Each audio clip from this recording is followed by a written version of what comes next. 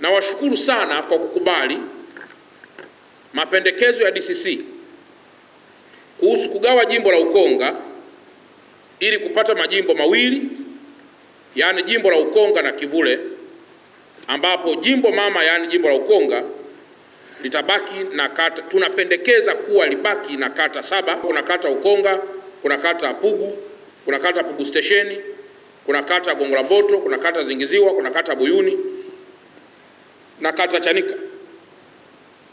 Lakini jimbo jipya linalopendekezwa, yaani jimbo la Kivule, litakuwa na kata 6 ambazo ni kata Msongola, Majoe, Kitunda, Kipunguni, Kivule pamoja na kata ya Mzinga. Ndugu waandishi wa habari ambao mpo hapa,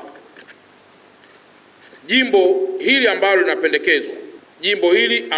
linapendekezwa kwa maana ya jimbo la Kivule itakuwa na mita za mraba 128,000. Wakati huo itakuwa na kilomita za mraba 128. Jimbo hili la Kivule linalopendekezwa litakuwa na jumla ya watu 431,736 kwa mujibu wa sensa ya watu na makazi ya mwaka 2022.